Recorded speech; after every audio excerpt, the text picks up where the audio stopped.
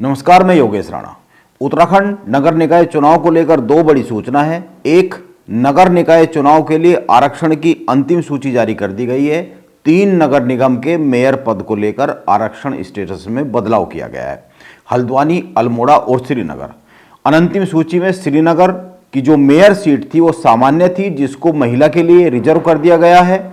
अल्मोड़ा नगर निगम में जो मेयर की सीट थी वो महिला के लिए रिजर्व थी, जिसे अब ओबीसी के लिए रिजर्व कर दिया गया है।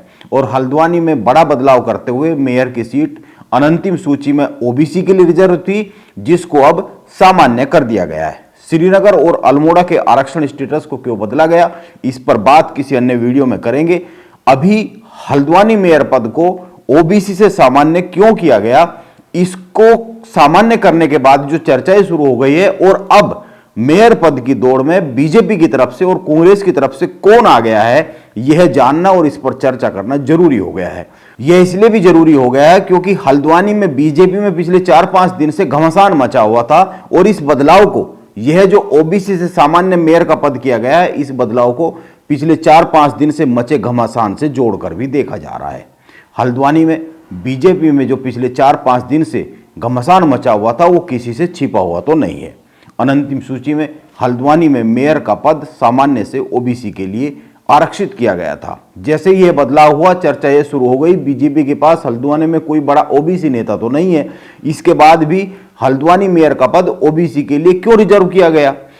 उस वक्त यह माना गया कि सामान्य श्रेणी के उम्मीदवारों में हल्द्वानी में बड़ी लड़ाई है। 2 बार से मेयर लगातार जोगेंद्र रोतेला है। कौस्तुभानंद जोशी वहां पर लंबे समय से काम करते हुए दिख रहे थे। उनको लेकर, कौस्तुभानंद जोशी को लेकर उनके पीछे बीजेपी के कई सारे बड़े लोग भी खड़े हुए हैं। उनको उम्मीदवार बनाए जाने की भी चर्चा मेयर पद को लेकर थी। लेकिन बीजेपी के जो समीकरण थे हल्द्वानी के, वे ऐसे लग रहे थे कि जोगेंद्र रोतेला को नजरअंदाज करना बीजेपी के लिए बड़ा मुश्किल हो जाएगा। जोगेंद्र रोतेला को मेयर का उम्मीदवार बनाना बीजेपी के लिए इस बार भी मजबूरी हो सकती है, क्योंकि उनके साथ कुमाऊं में बीजेपी के बड़े नेता कालाडूंगी से विधायक बंशीधर भगत खड़े हुए हैं। बंशीधर भगत का शिष्य माना जाता है जोगेंद्र रोतेला को, इसीलिए उनको तीसरी बार भी मेयर पद के लिए आगे करना बीजेपी की मजबूरी बन सकती है। हल्द्वानी में मेयर पद के लिए बीजेपी के फेवर में समीकरण रहते हैं।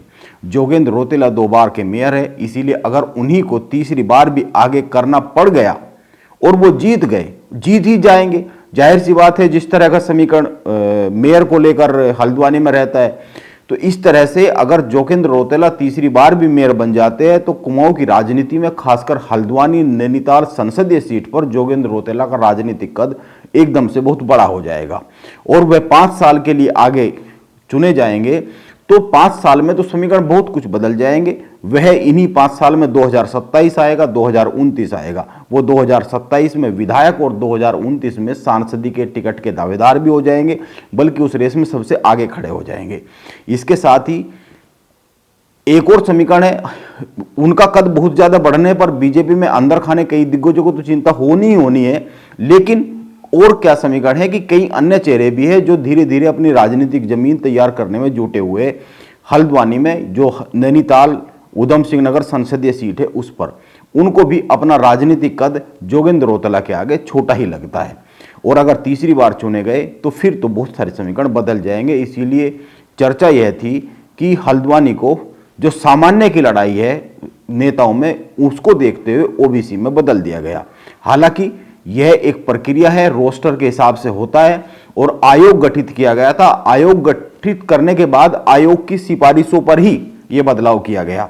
लेकिन अन्य जो स्टेटस रखे गए कई पालिका के और नगर निगम के, इन पर आपत्ति आई है और आपत्तियां करने वाले और इसके अलावा जो कार्यकर्ता होते हैं और जो राजनीति को देखते हैं, जो आम नागरिक भी होते हैं, उनके दिमाग में उन कई सारी जिज्ञासाएं होती है। तो उनको लगता था और कई सारे जो राजनीतिक विश्लेषण करते हैं उनको भी लगता था कि यह जो बदलाव किए गए, इसमें कुछ इस तरह के राजनीतिक समीकरण भी काम कर रहे हैं, ऐसा माना जा रहा था। मेयर पद ओबीसी के लिए रिजर्व होते ही हल्द्वानी में कांग्रेस से हल्द्वानी के बड़े ओबीसी चेहरे नवीन वर्मा को बीजेपी ने तोड़ लिया। लेकिन अचानक बीजेपी के भीतर ही गजराज बिष्ट ने यह ऐलान कर दिया कि वो भी ओबीसी से आते हैं और वो मेयर पद के दावेदार है, उम्मीदवार है। उन्होंने ऑफिशियली अपना दावा भी संगठन के आगे कर दिया। इसके बाद हल्द्वानी में बीजेपी में घमासान के हालात बन गए। नवीन वर्मा का जो ज्वाइनिंग थी उसको एक दिन के लिए टालना भी पड़ गया। अब जब बीजेपी में ही इतने बड़े कद का ओबीसी नेता है तो फिर बाहर से क्यों लाया जा रहा है, सवाल उठने लगे।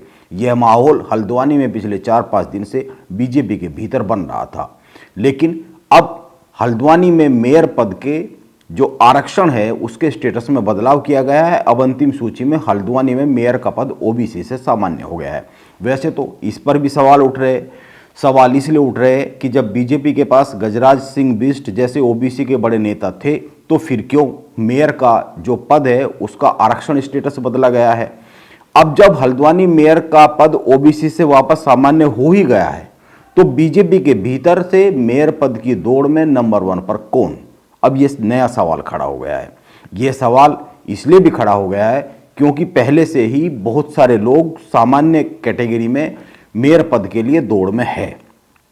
अगर इनको देखें, एक मोटा मोटा अगर जो प्रमुख लोग हैं उनके अगर देखें तो एक नंबर पर जोगेंद्र रोतला आते हैं, वो 2 बार के मेयर है। दूसरे नंबर पर कौस्तुभानंद जोशी आते हैं जो कि देहरादून में बीजेपी के प्रदेश कार्यालय में सचिव के पद पर तैनात है और पिछले काफी समय से हल्द्वानी में मेयर पद की उम्मीदवारी के लिए मेहनत भी कर रहे हैं। वे कई सारे वहाँ सामाजिक आयोजन कर रहे हैं अलग अलग वर्ग को लेकर। कौस्तुभानंद जोशी के पीछे बीजेपी के कई सारे बड़े नेता खड़े हुए भी है, उनका हाथ भी है।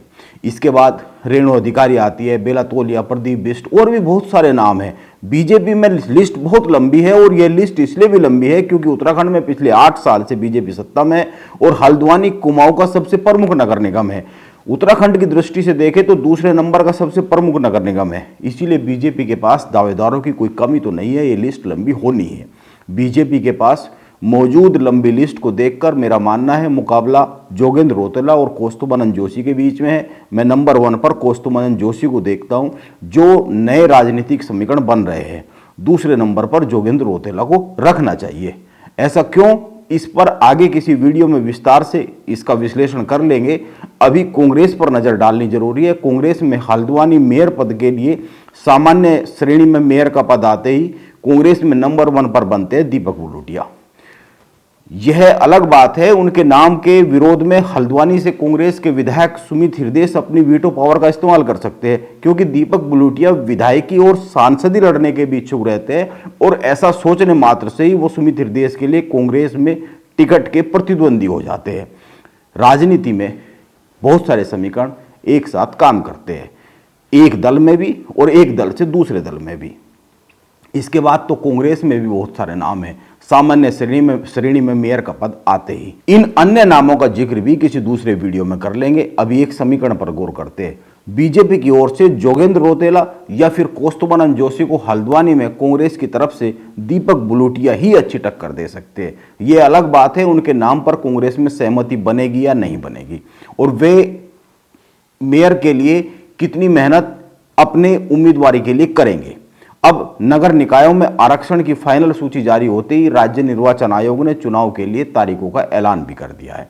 नामांकन पत्र भरने के लिए 27 से 30 दिसंबर तक का समय, नामांकन पत्रों की जांच के लिए 31 दिसंबर से 1 जनवरी तक का समय, नामांकन वापसी के लिए अंतिम तिथि 2 जनवरी और सिंबल अलॉटमेंट के लिए 3 जनवरी तय की गई है।